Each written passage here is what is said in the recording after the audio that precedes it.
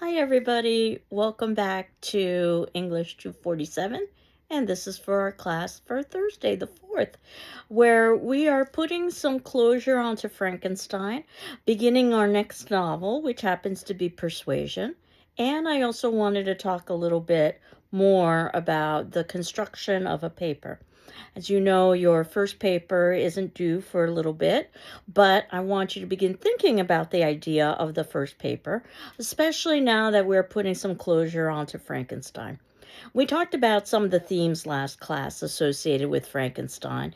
The first is the idea of what is monstrous, and obviously we see that it's humanity rather than the creature. A creature which is unnamed, and we see how Victor negates his responsibility for his child because one of the first elements of bringing a child into the world usually includes naming that particular child, which is something that Victor doesn't do.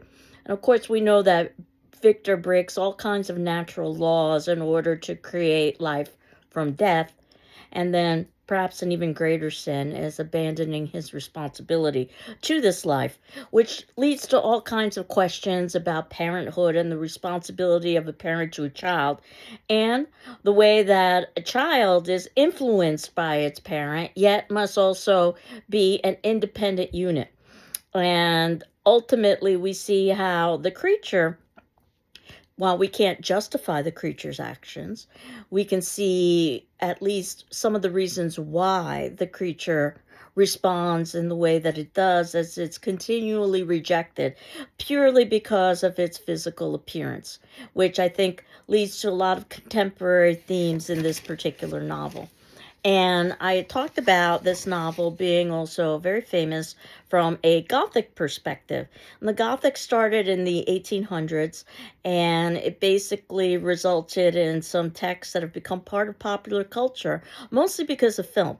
Things like Frankenstein and Dracula and Dr. Jekyll and Mr. Hyde. I even teach a class in the Gothic. And in terms of Frankenstein, we can see the multiple Gothic elements, even though Frankenstein is oftentimes viewed from a science fiction perspective. And the distinction is that the Gothic usually involves an element of something that is supernatural, or at least the possibility of supernatural, that which cannot be explained through natural means. And then the idea of science fiction is something that science could explain, it's just science can't explain, at least at this particular point in time. But we see that there's a merging of the two.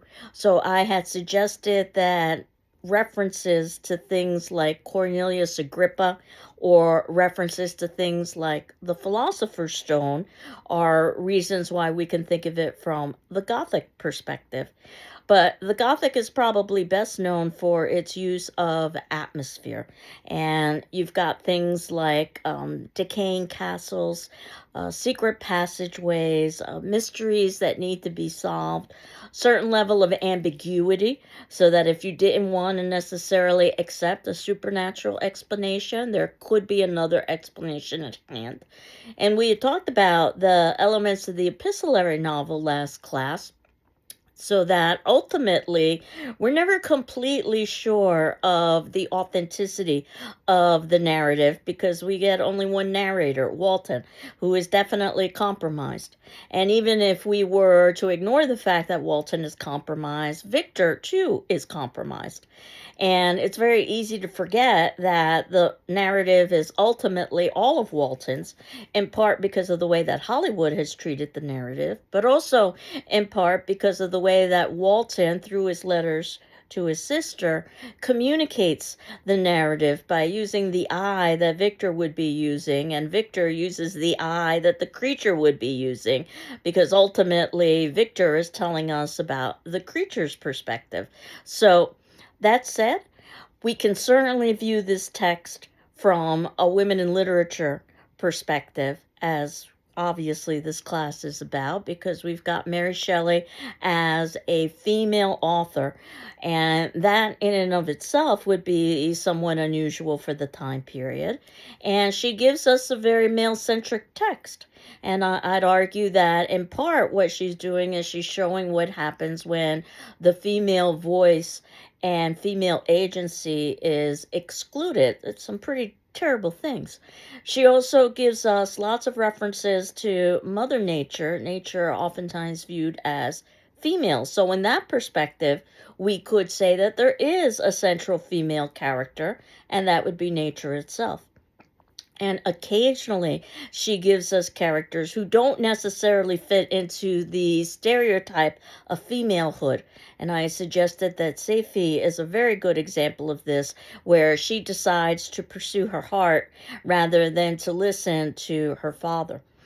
What I didn't talk about last class was the fifth chapter, which is probably the most well known in terms of the way that Frankenstein is viewed, because this is where we get our creation scene. And this is also where we get lots of Gothic elements. And I just wanted to read a little bit to you from chapter 5, that it was on a dreary night of November, so already the setting is appropriate, where I beheld the accomplishment of my toils. With an anxiety that almost amounted to agony, I collected the instruments of life around me, that I might infuse a spark of being into the lifeless thing that lay at my feet. It was already 1 in the morning. The rain pattered dismally against the panes, and my candle was nearly burnt out, when, by the glimmer of the half-extinguished light, I saw the dull yellow eye of the creature open. It breathed hard, and a convulsive motion agitated its limbs. So we get the description of the creature. We'll see that this description is very different than what Hollywood films oftentimes provides. This creature has yellow skin that scarcely covered the work of the muscles and arteries beneath. His hair was a lustrous black and flowing, his teeth a pearly whiteness.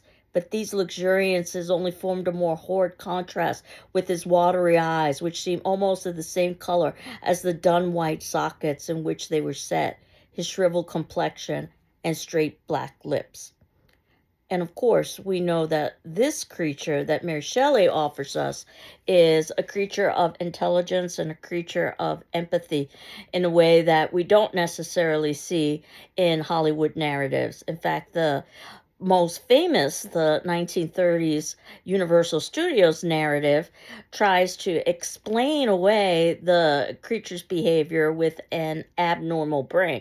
And by the way, if you've never seen Young Frankenstein, I highly encourage you to do it, because it is hilarious, and there also is a joke about abnormal, but I don't want to give too much away about that.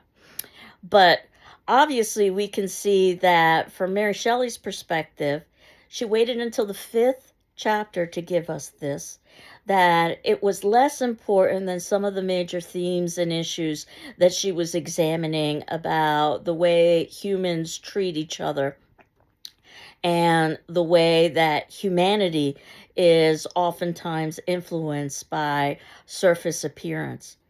And that could be something that you may want to discuss for your first paper. If you remember, I did give you a paper topic which would be applicable to both of the papers that we are writing this semester. Your first paper being due around midpoint in the semester, your second paper being due at the second point in the semester. And it was in reference to a quote from The Cult of True Womanhood about a book could ruin a girl.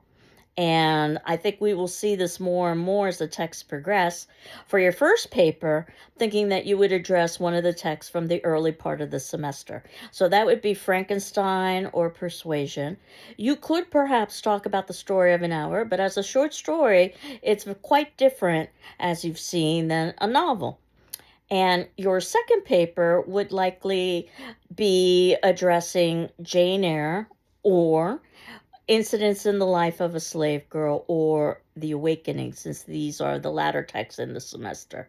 But we also have some Emily Dickinson that's sort of straddling both the beginning and the ending of the semester, or the beginning and the second part of the semester. And Emily Dickinson is certainly an option as well, but Emily Dickinson is a poet. So writing about poetry is also very different than writing about a novel. And I wanted to just review some of the conventions today of writing, because you may or may not necessarily be done with Persuasion. My hope is that you have finished reading Persuasion and that you are reading our next text. But as I had indicated last class, Persuasion is a very slow read. It's very long-winded, deliberately so, because we have a world of the British landed gentry. And we see that this is a lifestyle that's filled with leisure, status, title, money, property. And we are trying to be persuaded, hence the title, Persuasion, as readers that this is a very meaningless and vacuous way to live one's life. And we see that through our female protagonists. So now in Persuasion, we have a central female character, Anne Elliot. And it's very gentle, her critique, but it's obvious that her family is under a kind of scrutiny. It's a microcosm, really, for society. And we see what happens with Sir Walter, her father, and we also see what happens with Lady Elliot, a family friend. Both widowers. Interestingly, Lady Elliot remains single. One of the major concerns in Persuasion is that Sir Walter will not remain single. And what exactly would that mean for the family estate? Think about how Persuasion plays a role throughout the entire novel, so it's a theme for the characters as well as a theme for us as readers. And the characters are easy to confuse. They have similar kinds of names. Sometimes they're referred to by surname, and sometimes they're referred to by first name. And I suggest that you keep a list of characters so that it's easy or easier to perhaps differentiate the characters. And it's one of the ways that I'm going to approach Persuasion next class by giving you a chart of relationships.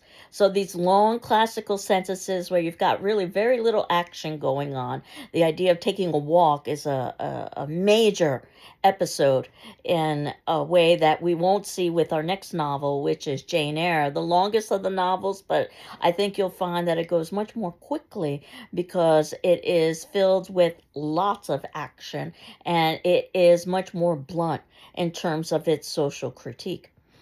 But that said, if you don't want to write about the topic that I've suggested, you can create your own essay topic. It does have to be related to one of the texts that we are discussing in class, and you do need to have that topic approved by me. So that first paper is a critical paper, as is the second paper, which means that you would not be using outside sources. So this is based on your own interpretations. One of the goals of this class is to teach people how to read literature and how to form a debate.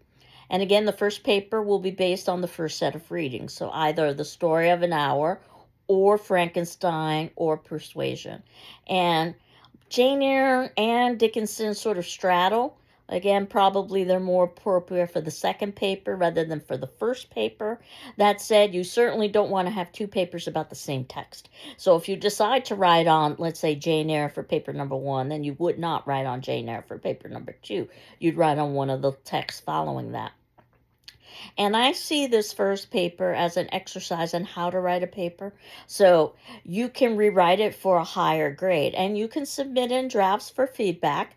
And I will give you some general commentary. And then when you submit it into me via PDF to my email, which is how my grading program works best, which is Ruiz, R-U-I-Z, at gcc.mass.edu.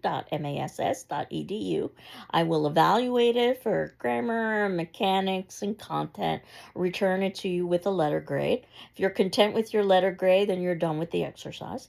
But if you would like to improve your letter grade, you can take my suggestions into account and do a revision. And you would have up until the ending of the semester to submit in that revision. I just ask that you submit in the original copy with my commentary on it, along with your revisions, so I can compare and contrast the two. So again, I see this as a kind of learning exercise. And the idea behind paper number 2, which is due by the ending of the semester, is that you would have learned already how to write a paper with paper number 1. So you're just duplicating the same thing, but with a different text. So I have uploaded for you a handout entitled The Critical Paper, which talks about some of the criteria associated with writing a critical paper. It's in the syllabus and other documents folder. As I suggested, you might want to make hard copies of the pieces in the syllabus and other documents folder so that it's easy for you to reference. And basically, it was a handout that was distributed to me when I was an undergraduate student many years ago, but I still find it to be an excellent review. And I'm hopeful that at this point, since you're in a 200 level class, this is a review on how to write a paper about literature. So you can see that the handout basically divides three elements in terms of how to approach a paper. The first being planning, which most writers skip, and they don't spend enough time with planning, which is what you should be doing now. You should be thinking about what you're going to be writing about. I do suggest, however, that you don't submit in a paper until we've actually talked about the text in the class, because part of the class is the learning that goes on about the actual text itself. But there's nothing to stand in your way from thinking about ideas. Then the actual writing stage, and the sooner you start, the better off you are. And while I've given you a suggested date for handing in paper number 1, you can hand in that paper earlier or later. Again, if you hand in the paper earlier, certainly you want to make sure that we've talked about that text in class so that you can incorporate some of those elements into your paper. And if you're handing it in afterwards, you want to make sure you're not handing it in so late so that you don't have enough time to get feedback and enough time to think about writing paper number 2, because the semester disappears pretty quickly after you've submitted in the first paper. Editing. And that's the stage that, again, many writers will skip because they start writing too late and they just don't have time to edit. So I encourage you to begin now and thinking about planning, coming up with ideas of what you might want to talk about. Don't worry about grammar, mechanics, organization. Just write out ideas. And this is much better than staring at a blank screen or a blank sheet of paper. And the hope is that there are one or two elements that would be of use to you that you could begin to incorporate into your draft. And you should be writing multiple drafts. You shouldn't be writing the perfect first sentence or trying to write the perfect first sentence, because that usually leads to a waste of time and a lot of frustration. So if you can get your ideas down, some people do it in list format. I tend to like that. Some people do it in a free writing format where you give yourself a few minutes and you write anything and everything that comes into your head, including I don't know what to write about. The idea is that your subconscious would take over and ultimately one or two good ideas would come out. Whether or not you want to map it out so that it's more visual, your ideas, almost like if you were looking at a paper map, it doesn't necessarily matter how you come up with ideas. But the whole point is to have ideas that you can construct sentences around. And then finally, you can work on the editing. And it's usually a much more time efficient way to go about writing rather than, again, writing the perfect first sentence. And you want to think about the construction of a paper. You have an introductory paragraph. That is the first paragraph of your paper. And that paragraph will give your thesis, which is the position that you are taking about the text, a position that reasonable people could disagree about. So this can be very difficult because you may not know what your thesis is until you're done writing your paper. So many times people will write out of chronological order. They'll come up with their ideas and they'll develop them. They'll reread their ideas and then summarize all of that into one or two sentences and put that in the introduction. That would be your thesis. And again, you don't want to be talking about a fact. You want to talk about a debate. You're almost like an attorney putting together pieces of evidence. And a good writer and a good attorney can take any position and argue effectively, even though some positions have more evidence and some positions have less evidence. It's a question of which pieces of evidence that you're going to focus on. And for you, evidence would be quotation and paraphrase from the text. But more on that in a bit. Then you have body paragraphs. And notice that's in the plural. You should have multiple paragraphs in the body, and each of those paragraphs should deal with a different idea. And in terms of a paragraph should be minimum 3 sentences because it needs to have a beginning, a middle, and an end. So anything less than 3 sentences is not a paragraph. Keep that in mind even in your introduction or your concluding paragraph. And what you want to be able to do as well in your paragraphs is write clear paragraphs. And oftentimes, what that means is a clear topic sentence, which means that the first sentence of the paragraph will oftentimes summarize what the paragraph is about. Not always, but oftentimes. So you could, in theory, read the first sentences of your paragraphs, and what it should provide is a kind of outline. You can even try this with a textbook, though textbooks are notorious for being poorly written. But if you've got a well-written textbook, you should be able to read the first sentences of each of the paragraphs, and you should basically have a kind of outline. So in your introductory paragraph, in addition to your thesis, you have the name of the author and the name of the text. So it's very clear to the reader what it is that you're talking about. Your body paragraphs, that's where you give your evidence, your quotation, your paraphrase.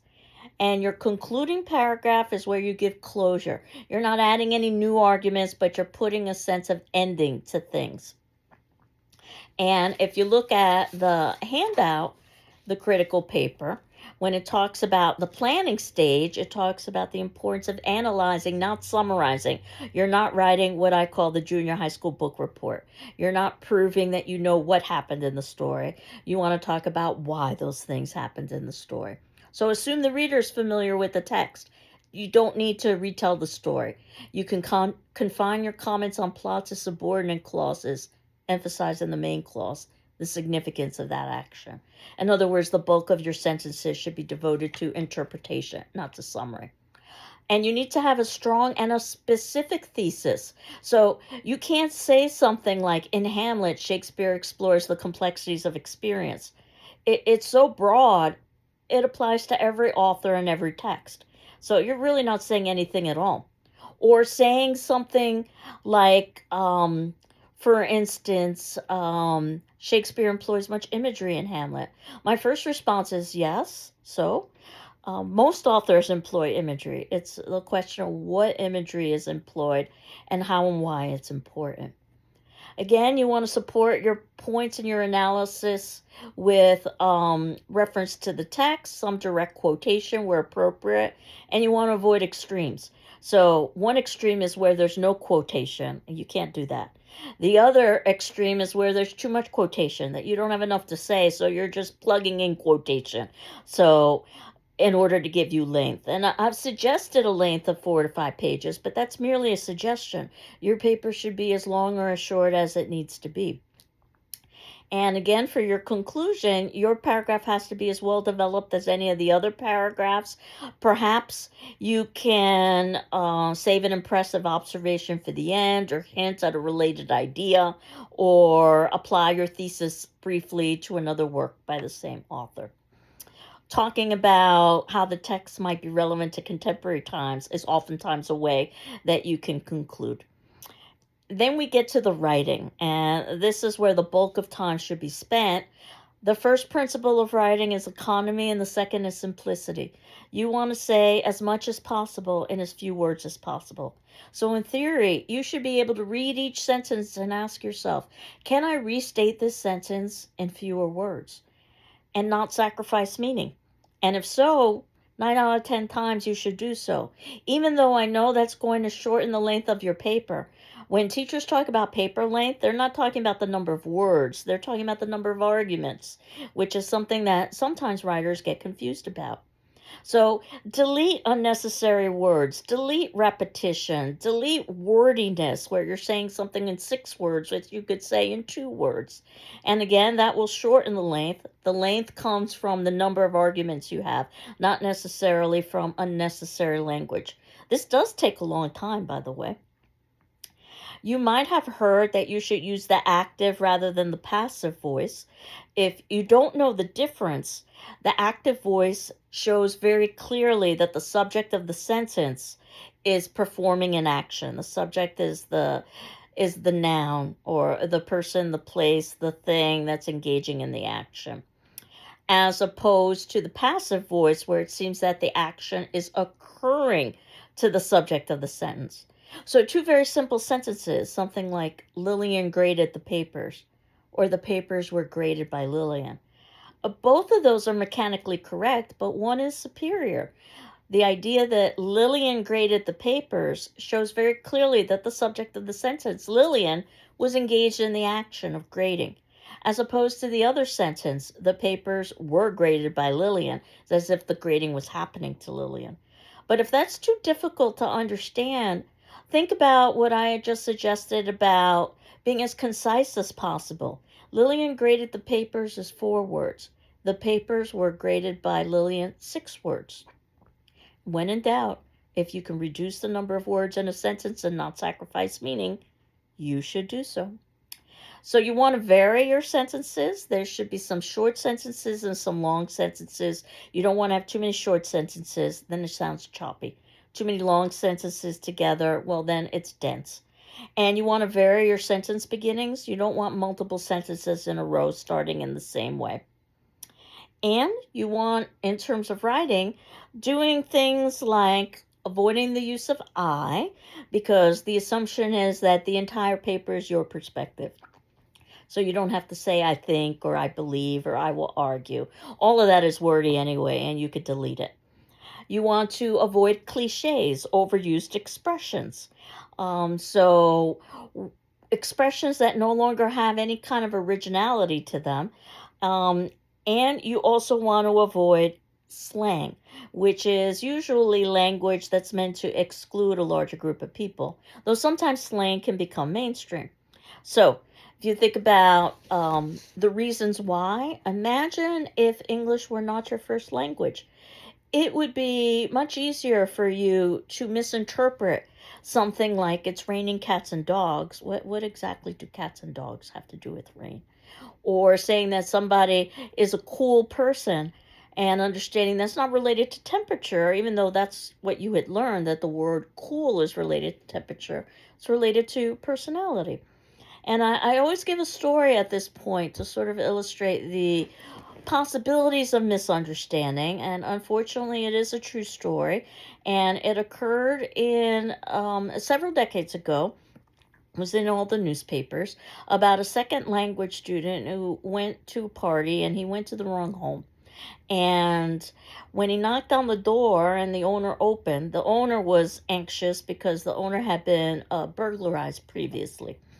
And when the owner opened the door and the student asked, is this where the party is happening? The owner responded with a slang term. Again, a word that is not necessarily universally accepted. And the slang term, which I suspect most, if not all of us know, was to freeze, which means to stop. But technically, if you were to look up the word freeze in a dictionary, it's related to temperature and a liquid becoming a solid. For whatever reason, the student took a step forward, which is the opposite of freezing. The owner responded by pulling out his gun, which he always carried, and shooting that student dead on his doorstep because of a misunderstanding. So I always use this example about why we try to have a certain level of standardization. And when we talk about standardization, we're talking about the language of business and the language of education. So we try to avoid things like cliches. We try to avoid things like trite expressions. We try to avoid things like slang. And also, which is very counterintuitive, I think, when you're talking about literature. You want to talk about literature in the present tense, as if it's happening now. So it wasn't that Victor said to the creature, it's Victor says to the creature. That makes the piece of literature timeless and universal. If this is difficult for you to do, in the editing phase, go through all of your past tense elements and change them to the present tense. Now, contractions, which is when you take 2 words and you contract them and you make them into 1 word. And we do this all the time when we speak, because we speak very differently than when we write. And obviously, the audience and the situation is going to influence how we write. We write in a text very differently than we might write, let's say, in an email at work. But think about words like do and not, and oftentimes we will contract them for don't, or can and not, and contract it for can't. And it would be odd if we didn't do that when we spoke. But in terms of formal writing, it's best to avoid contractions. There's nothing wrong with them, but I can tell you that I was taught in a very formal way, and it was suggested to us that we avoid contractions. So I'm suggesting that to you as well, that you avoid contractions, that you write out the do not, the cannot, the will not. And then when we get to the last stage of writing a paper, the proofreading, which again, you don't want to be writing at the last minute so that you've run out of time to do proofreading. And you certainly want to avoid mistakes from previous papers. Think about this with paper number 2. So whether you decide to rewrite paper number 1 or not, you want to take those comments into account very seriously so that you can apply them to paper number 2. If you have trouble concentrating when you're proofreading, you might want to read backwards, starting with the last sentence on the last page, working your way to the first page. Obviously, the text won't make sense, and that's the whole point, is so that you can concentrate on the proofreading. Your paper does need to have a title, and the title needs to be original. It can't be the title of the author's text. So you can't call your paper Frankenstein if you were writing about Frankenstein. That title has already been taken by Mary Shelley. Certainly you can embed the title within your own title. So if you wanted to talk about monstrosity in Frankenstein, that would be fine. And in terms of the conventions with writing a title, you don't need to use a larger font. You don't need to bold it. You don't need to italicize it. You don't need to underline it. It would be the same as any of your other text, which is usually 11 or 12 point times, or another text that's considered standard. Double space, of course. Again, I'm hopeful that this is all review from previous English papers that you've had. We do have conventions, though, for indicating if a title has been published. So, if a title has been published and it is a shorter work, let's say a short story such as The Story of an Hour, we put that title in quotation marks. If it is a longer work, let's say a novel like Frankenstein, we either italicize it or we underline it, because again, if you were handwriting, you wouldn't be able to italicize. But you don't need to put your title, which has not been published, in quotation marks or underlining or italics. But certainly if you're embedding the title of another author within your own title, you would do so. And just to show you how old this handout is, as I had indicated, it was given to me when I was an undergraduate. Instructors prefer typewritten papers. Your paper does have to be typed, double-spaced, 1-inch margin. I am asking for a title page, which is just a separate screen or a separate sheet of paper that gives the title of the paper and some information about you and me. In other words, your name, my name, the class, the due date. You can find this listed out in our syllabus, and there is no convention about where to put this information because title pages are optional. I'm just asking for one. There are conventions about how to quote, and we are using the MLA system, the Modern Language Association System of Quotation. That I wanted to talk a little bit more about next class. But again, if you've been taking other English classes, this should sound familiar to you. And the idea is that you submit in the paper when it's due. Again, I have flexible due dates, but with flexibility comes responsibility. So you certainly don't want to be in a position where you've reached the last day of class and you haven't submitted in your paper, which is why I've identified a midpoint of the semester so that we would have at least talked about a short story and 2 novels, the short story being The Story of an Hour and the 2 novels being Frankenstein, and of course now as we begin with Persuasion. So those would be options for your first paper, and of course the text after that would be the options for your second paper. So I hope this wasn't too long-winded. I'm trying just to give you a kind of overview. If you are interested in some websites that are terrific that talk about reviewing how to write a paper, one of them is Purdue OWL, and you might have heard of that before. It's been released by Purdue University and made public to everybody. And it talks about all of the steps of writing a paper in addition to how to document. And another one is our own GCC library website, which has a link on how to document the paper. But I will be talking a little bit more about that next class as we talk about documentation. We'll also be talking a little bit more about persuasion as well.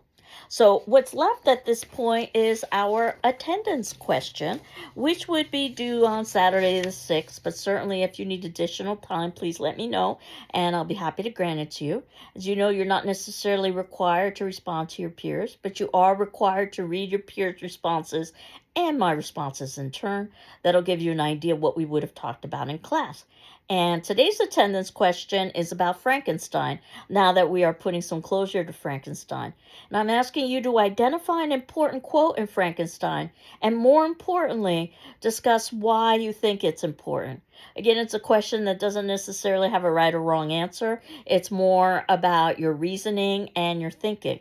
But if everybody were to identify a quote, I think you'll get a good overview of some of the quotes. And I've already shared some with you as well, though it could be a quote that I haven't identified thus far. So I'll leave you with thinking about an important quote for Frankenstein. And next class, we will talk about persuasion and also we will talk more about quotation. I hope you're doing well. I'm doing well. And we will continue on next class. Take care. Bye-bye.